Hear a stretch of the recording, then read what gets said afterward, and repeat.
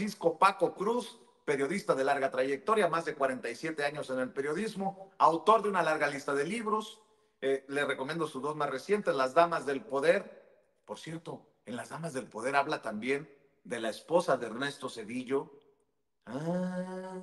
Interesante leer, sobre todo en este momento histórico, Las Damas del Poder, en el apartado de Martita Sagún, porque Fox no deja de decir pendejadas, y de Ernesto Zedillo con su regreso público a México y su esposa, y García Luna, el señor de la muerte. Mi querido Paco, para que empecemos a tambor batiente, si me permites, maestro, antes de escuchar tu saludo y tu comentario inicial, cuando habla de tiranía, Zedillo, don David, échemelo otra vez, por favor.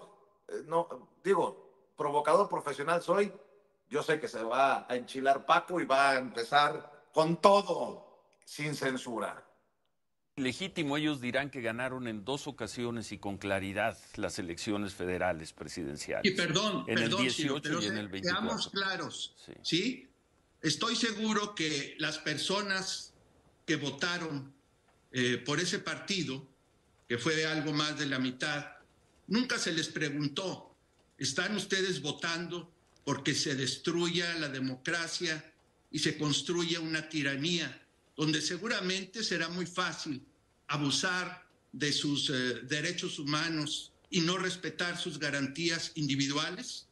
Porque es lo que sucede en todas las tiranías. Absolutamente. La historia es muy clara. Y la historia de nuestro país y la historia de América Latina en particular es muy clara. Cuando hemos tenido gobiernos abusivos, autoritarios, sin límites en su capacidad de hacer daño, entonces se traduce en una tragedia para la gente. La gente no fue a votar, la gente fue a votar por candidatos. Y además la gente fue a votar, obviamente, movida por una maquinaria electoral que ha construido el partido oficial, utilizando la política social, y eso fue denunciado, fue dicho por el Tribunal Electoral. Hasta ahí. Ahora sí, maestro Paco Cruz, te saludo con mucho gusto, te mando un abrazo, Paco.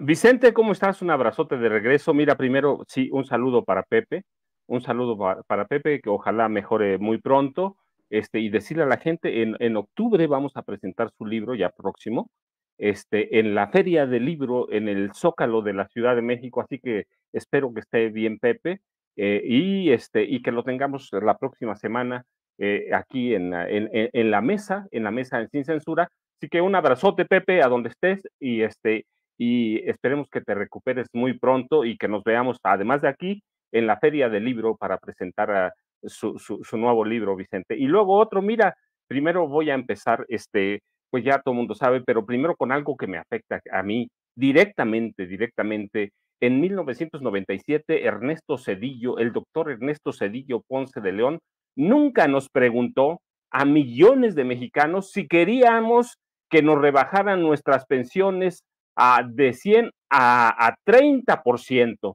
de 100 a 30%. Nunca votamos por un personaje, o nunca votó la gente, nunca voté por el PRI, nunca voté por ningún candidato priista, pero yo quiero preguntarle a Zedillo, porque soy directamente afectado, si los millones de futuros pensionados del IMSS y del ISSSTE votaron en algún momento porque nos rebajaran las pensiones al 30%, que es, digo pensionados porque soy pensionado, tú sabes, del Seguro Social, y del 100% me bajaron a 30% por órdenes de Zedillo con acuerdo de la Suprema Corte de Justicia de la Nación.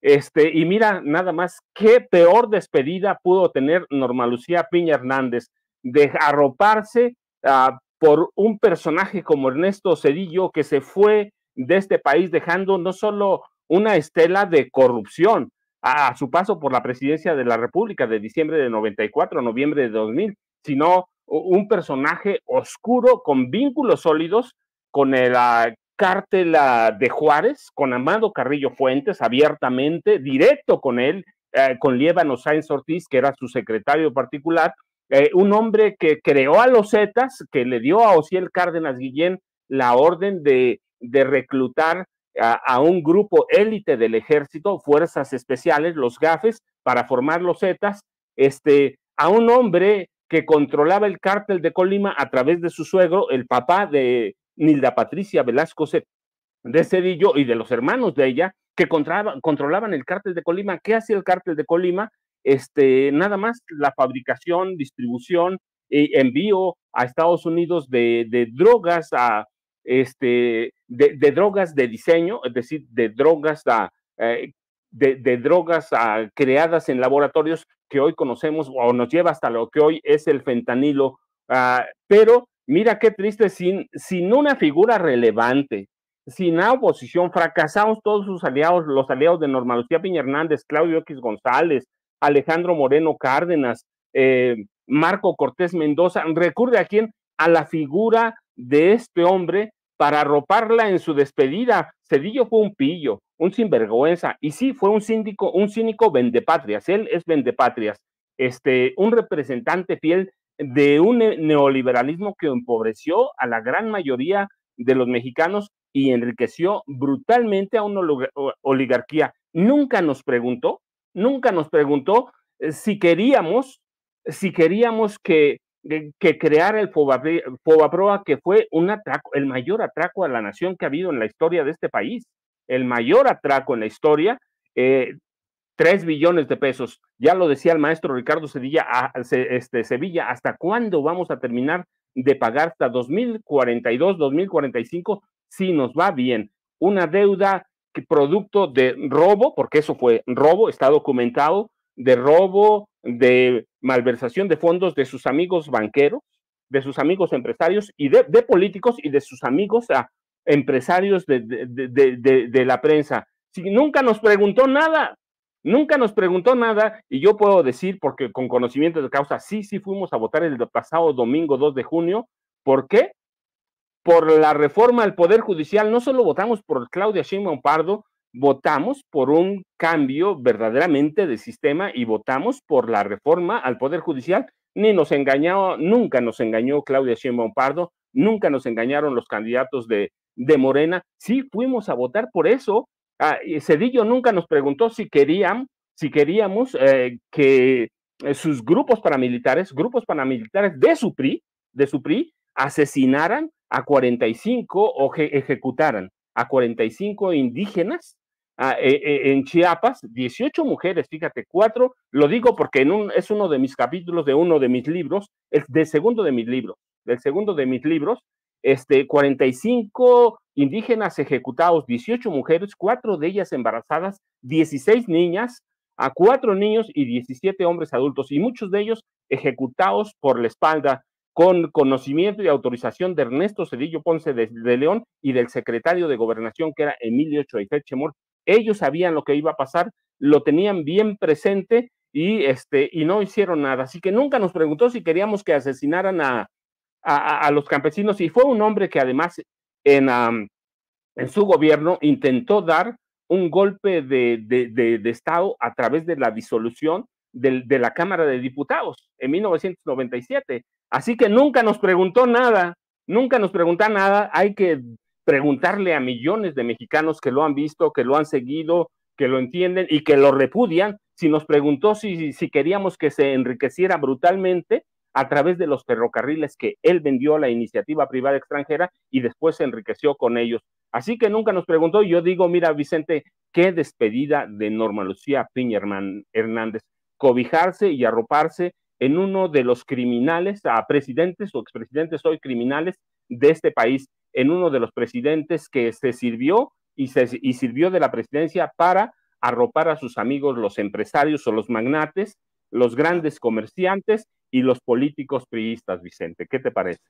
Pues fuerte lo que dices, pero imagínate lo que escribió el querido César Gutiérrez Priego, el abogado César Gutiérrez Priego, gran amigo, al que respeto siempre y admiro por su valentía, porque él tiene años también, como tú, denunciando a este cínico de Ernesto Zedillo. Ya llegó también a la mesa y escribe, César: el cinismo de Ernesto Zedillo no tiene límites. más allá de ser el peor presidente de la historia, de ser el responsable del Fobaproa, de ser violador de derechos humanos y ordenar diversas masacres, quisiera que me responda lo que le he preguntado desde hace 27 años.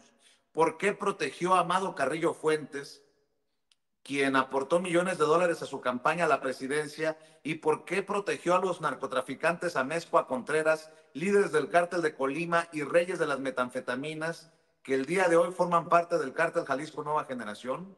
Preguntemos a quien fue su secretario particular, Líbano Sáenz, quien era quien recogía el pago de los narcotraficantes. Qué duro mensaje pones en lo que antes era Twitter, ahora X, César. Te saludo con mucho gusto, te mando un abrazo.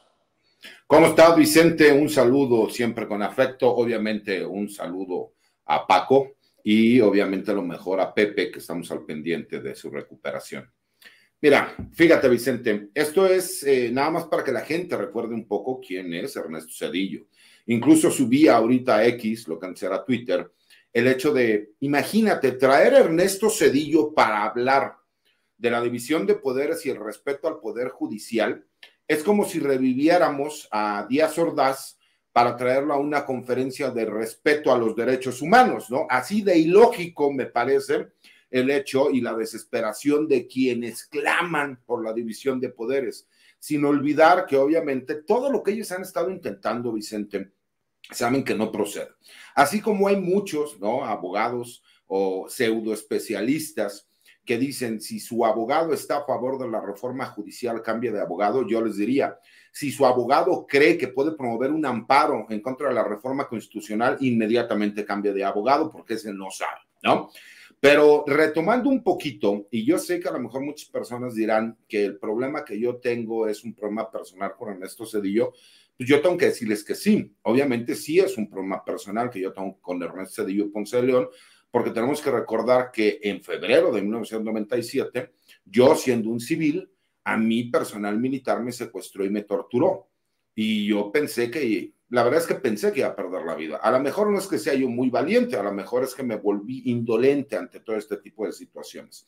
Y que yo he buscado confrontarlo en diferentes lugares. Yo ya fui a Yale y me corrieron de las instalaciones cuando le empecé a gritar y a reclamar públicamente. Tú lo sabes, me entrevistaste la vez anterior que vino a México, en donde ahí hicieron algunos movimientos para que yo no pudiera ir increparlo. Y la verdad es que el domingo, por más que intenté, obviamente como es una asociación internacional de abogados, pues ellos restringieron los accesos para que yo no pudiera tener la posibilidad de confrontar. Pero yo le pregunto y le hago la pregunta pública, ¿no? ¿Qué pasa con estos nexos que están documentados? Y que no nada más lo digo yo, muchísimos medios de comunicación han hecho sus investigaciones y han llegado a la misma conclusión, que en el sexenio de Ernesto Zedillo Ponce de León se protegió a narcotraficantes. Yo sí muestro las pruebas, nosotros sí presentamos las denuncias en su momento y fuimos atacados por un gobierno. Para todos aquellos que hoy hablan de tiranía, mi querido Vicente, yo les quiero recordar que en los tiempos de Ernesto Zedillo no tenías derecho de réplica, no podías utilizar ningún medio de comunicación porque no existían las redes sociales, iniciaba el internet por aquel entonces, no tenían la posibilidad de que ningún medio de comunicación, porque además el gobierno era quien les daba los espacios para que, y las concesiones, pues no podías tú ni siquiera tener la oportunidad de decir qué es lo que sucedía. Yo quisiera que hubiera pasado lo de mi señor padre en estos tiempos, con la edad que tengo, la experiencia que tengo hoy y con todos los medios de comunicación que existen, sería otra cosa. Pero aquí, más allá de las rencillas personales que yo tengo en contra de este personaje, es increíble que utilicen a un pasquín como él, que es el creador de todos estos fideicomisos, de todas estas supuestas instituciones ciudadanas e independientes para mantener el control. De facto, el PRIAN nace con Ernesto Zedillo Ponce de León. Y nada más recordemos por qué el presidente de la República, Vicente, acaba con todos estos fideicomisos fantasmas que existían en México, porque todavía cuando llega el presidente de la República seguían existiendo fideicomisos a favor de los hijos de Carlos Salinas de Gortari y de Ernesto Zedillo, que recibían decenas de millones de dólares a razón de que todos sabemos que el hijo mayor de Ernesto Zedillo, quien por cierto, le vuelvo a decir, he recibido sus amenazas y acuso de recibo y aquí sigo y aquí seguiré, ¿no? ¿Por qué? Porque siempre lo he dicho abiertamente y me gusta ser una voz crítica y decir las cosas como son. ¿no? Ese hijo que no quiso reconocer al hijo de Erika Buenfil, que resulta que es multimillonario y que tiene un par de propiedades que valen cientos de millones de dólares cuando nunca en su vida ha trabajado.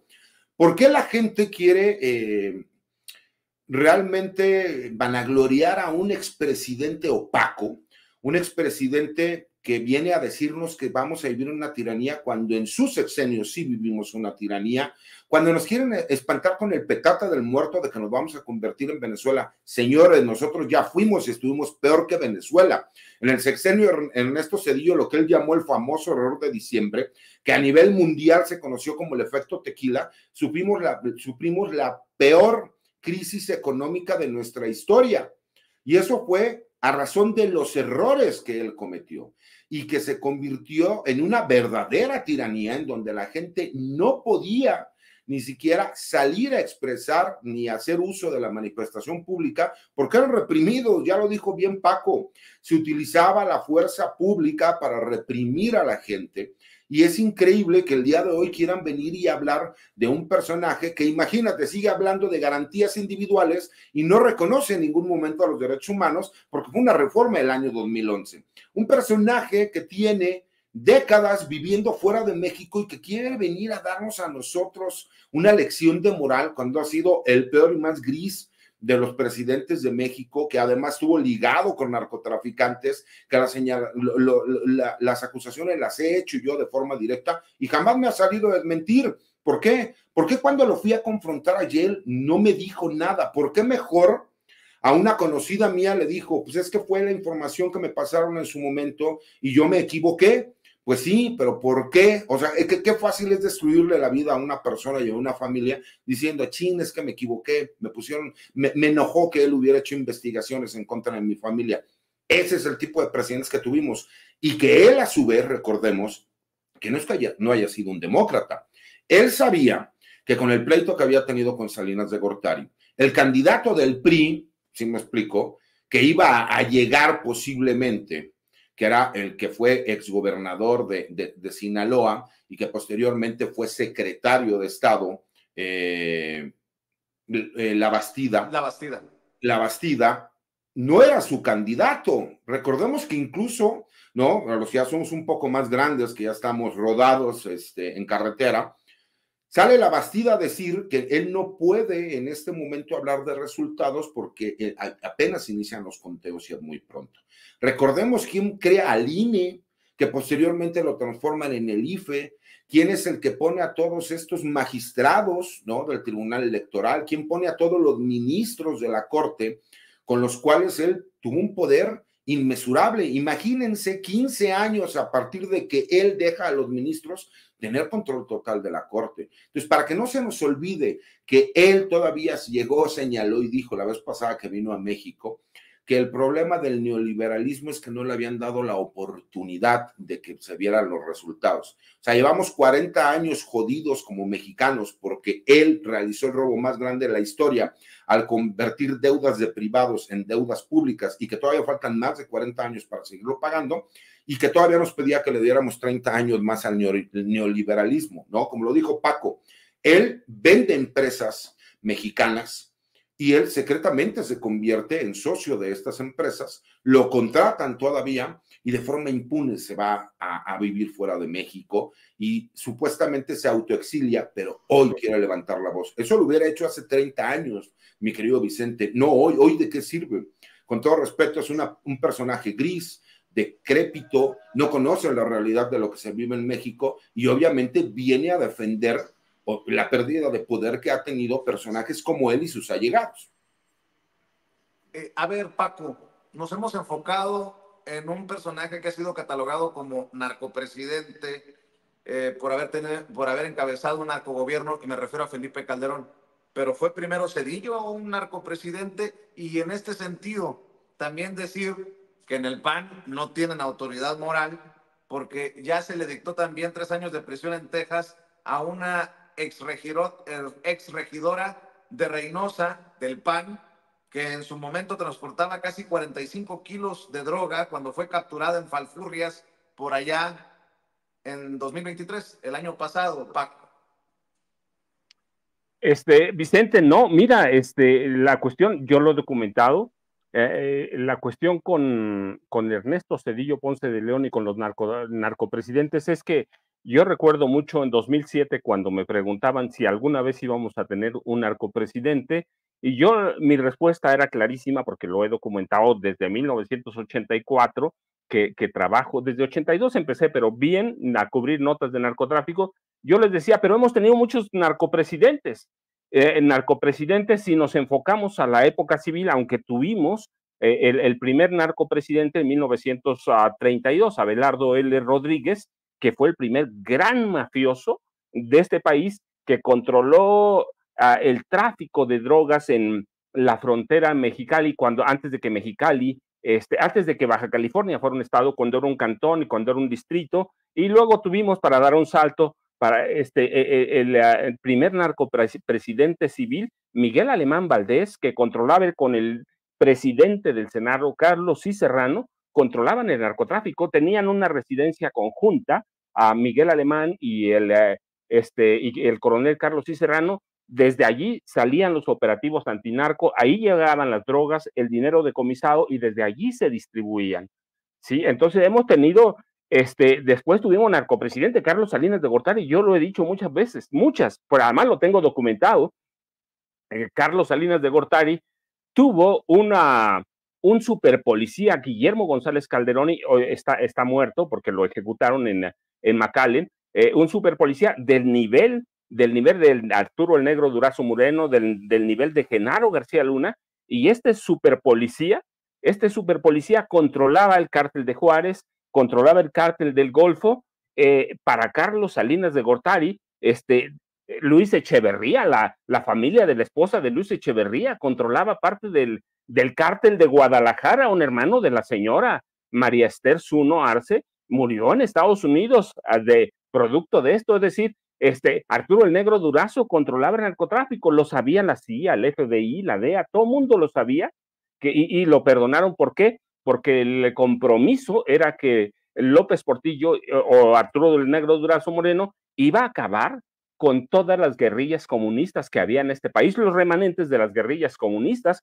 ¿Sí? Hemos tenido presidentes narcos desde 1932, y Zedillo es un producto muy acabado, pero además déjame decirte, Zedillo en su momento dio la orden y el visto bueno y la orden para que Genaro García Luna creara bandas de secuestradores, y para combatir a los secuestradores que había en este momento, sí, crearon bandas oficiales de secuestradores desde el CISEN con Genaro García Luna, y la orden fue precisa: Genaro García Luna, crear a bandas de secuestradores para infiltrar bandas de secuestradores. El Estado mexicano se convirtió en el gran secuestrador de este país, y con Salinas y Zedillo nacen, a través de Genaro García Luna, los secuestros de alto impacto en este país. Grandes empresarios, los empresarios deben recordarlo bastante bien. Slim, por ejemplo, un sobrino y un tío secuestrados por Genaro García Luna. Así que esa es la imagen del viejo PRI, esa es la imagen del nuevo, del nuevo PAN, el que nace en 1988, el PRIAN, como dice el licenciado Gutiérrez Priego bien, que hoy, cuya culminación vemos en Denise Ahumada Martínez, la exregidora en Tamaulipas, que es condenada a 3 años de prisión, nada más porque le encontraron el equivalente a 42 kilogramos de cocaína ocultos en varias partes de un vehículo, que tenía un valor, no sé, como superior a $1 millón. Así que esto es todo el retrato de un país que fue gobernado por el crimen organizado en su modalidad del narcotráfico desde 1932. Hubo generales chihuahuenses, el general Quevedo controlaba parte del narcotráfico. Hemos tenido grandes mujeres del narcotráfico que se controlaban desde la presidencia de la República, de priistas y luego panistas. Así que la regidora Denise Ahumada Martínez es el resultado de todo esto, y Ernesto Zedillo Ponce de León no puede escapar porque él dio el visto bueno para crear las grandes bandas de secuestradores que creó Genaro García Luna. Él es uno de los responsables. Él creó además a los Zetas, lo he dicho, cómo nacen los Zetas desde el ejército, y lo hace Ernesto Zedillo Ponce de León, a través de sus vínculos, conocía el Cárdenas Guillén, que prácticamente está a punto de salir de prisión, si no es que ya salió. Entonces, es un presidente que nos queda mucho, que viene con las manos manchadas de sangre, con las manos manchadas de droga, y que hoy nos viene a dar lecciones de democracia, lecciones de... él creó este poder judicial que tenemos, él lo creó, así que esto, Denise Ahumada Martínez, es el producto más acabado de todo eso que crearon Ernesto Zedillo Ponce de León, Felipe Calderón Hinojosa, Vicente Fox, Carlos Salinas, ella es el producto acabado de personajes como Genaro García Luna. La pescaron, pero si no lo hubieran pescado tendríamos una narcopolítica panista. Así que eso es el resultado de todos los años en los que el PRI y después el PAN controlaron al narcotráfico, Vicente. La historia del narco en este país no nace en los 80, nace en 1900, más o menos 1911, de la mano de militares, y después en 46 se adaptan muy bien a él los presidentes como Miguel Alemán Valdés, como Luis Echeverría Álvarez, el secretario de Gobernación, Mario Moya Palencia, de Luis Echeverría Álvarez, entregaba a los capos del cártel Guadalajara credenciales firmadas por Gobernación como agentes especiales. Así que Denise Ahumada Martínez representa la imagen viva de los gobiernos del PAN, del PRI, e insertos en el narcotráfico, Vicente César. Así es, y con lo que está ocurriendo en Sinaloa, estos brotes de violencia, qué importante es analizar lo que propones en tu columna, César, para cerrar. ¿Qué va a pasar con la Guardia Nacional? En realidad, ¿qué va a pasar con la seguridad en México, ¿no? Ahora que se va el presidente, llega la doctora Claudia Sheinbaum y los cambios que ya están previstos. Mira, en primer lugar, muy desafortunadas las declaraciones del comandante de región, lo que señala y dice que ellos no son los encargados, ellos no son los responsables de la inseguridad en el estado de Sinaloa, ¿no? Me parece lamentable y me parece que agarraron fuera del lugar al general. No creo que haya querido decir eso, pero lamentablemente lo dijo. Y mira, explico, porque la gente sigue teniendo muchas dudas de qué es lo que va a suceder con la Guardia Nacional. En este momento la Guardia Nacional pertenece a la Secretaría de Seguridad y Protección Ciudadana y que, pues obviamente, Rosa Isela es la encargada. Pero en la parte administrativa, por un acuerdo interno, determinaron que la parte operativa la seguiría manejando la Secretaría de la Defensa Nacional. Esto porque recordemos que hubo una reforma que se promovió la inconstitucionalidad ante el Pleno de la Suprema Corte de Justicia y en una votación 8-3 se determinó que, de acuerdo a lo que establece el artículo 21 constitucional, la seguridad pública tiene que estar bajo el mando de un civil.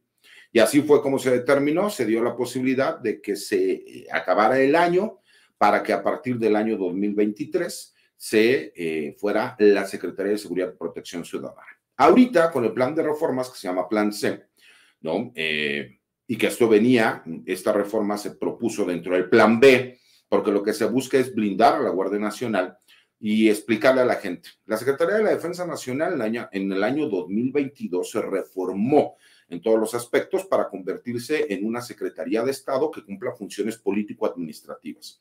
Para que el secretario de la Defensa no tenga el mando operativo del Ejército y de la Fuerza Aérea, se creó el Estado Mayor Conjunto, de donde sale el general Ricardo Trevilla, quien es el próximo secretario de la Defensa Nacional, gracias al excelente trabajo que pudieron llevar a cabo, ¿no? Pero se transforma la Secretaría de la Defensa Nacional y lo que se busca ahora con el proyecto de reforma es que la Guardia Nacional, siendo una fuerza armada, como es un órgano administrativo desconcentrado en la parte técnica, pase a formar parte ahora de la Secretaría de la Defensa Nacional, pero única y exclusivamente como una fuerza armada enfocada a la seguridad pública. Para todos aquellos que hablan de militarización, ¿no? Para mí militarización es que un día nos levantamos y estuviéramos como viviendo en Corea del Norte, donde los militares sean los que nos apliquen las leyes y reglamentos militares, en donde los ministerios públicos militares nos inicien carpetas de investigación, los jueces militares, de acuerdo a estas leyes, nos juzguen. Entonces, imagínate, sería completamente ilógico. Lo que se está haciendo, mi querido Vicente, Paco, es que la Guardia Nacional ya como una comandancia general, como lo es ya el ejército, que es una comandancia general, la Fuerza Aérea, que ya es una comandancia general, llegue a ocupar ese tercer espacio como una Fuerza Armada, única y exclusivamente para funciones de seguridad pública. Y mientras las nuevas generaciones de la Guardia Nacional van alcanzando los grados equivalentes dentro de la Guardia Nacional a los grados del ejército, obviamente serán militares que estén haciendo esa función de seguridad pública los que estarán dentro del mando. Y hay que recordar que quedan 4 años de que la Fuerza Armada Permanente del Ejército y de la Armada de México estén coadyuvando en cuestiones de seguridad pública. ¿Para qué? Para que entonces sí la Guardia Nacional sea la única que se encarga del trabajo de seguridad pública y el Ejército y la Fuerza Aérea y la Armada de México regresen a los cuarteles para seguir cumpliendo con sus funciones constitucionales, que es la seguridad nacional y la seguridad interior. Querido César, ¿por qué no cerramos invitando a la audiencia a leer precisamente tu columna en La Silla Rota, a ver tus videocolumnas, a estar al pendiente de lo que subes a redes sociales? Claro que sí, mi querido Vicente. Como buen bellaco que soy, orgullosamente bellaco, ¿no? Los invito a que vayan a mi cuenta de X, anteriormente Twitter, que es @CésarGutiPri, las columnas que escribo todos los martes, la videocolumna que hago para el blog de información militar y seguridad nacional Campo Marte, y obviamente todos los días que estamos aquí, los martes, en esta mesa de análisis con personajes a quienes yo quiero, en lo personal como grandes amigos y que además admiro y respeto, como Paco, como Pepe y como mi amigo Vicente. Les mando un abrazo, cuídense mucho y recuerden, lo de hoy es ser bellaco. Gracias, abogado. Mi querido Paco, hay que también cerrar invitando a la audiencia a tus esfuerzos. Vicente, pues yo te dejo un abrazote también al licenciado César Gutiérrez Priego, sabes que la estima es mutua. Les dejo un abrazote para Pepe, seguramente nos está viendo, así que reponte, Pepe, aquí te esperamos, haces falta. Yo ya sabes, @Paco Cruz Jiménez en X, antes Twitter, Francisco Cruz Jiménez en Facebook. Nos vemos mañana, Vicente. Muchas gracias a los dos. Claro que sí, gracias Paco, gracias querido César, estamos al pendiente, que pasen excelente día. Y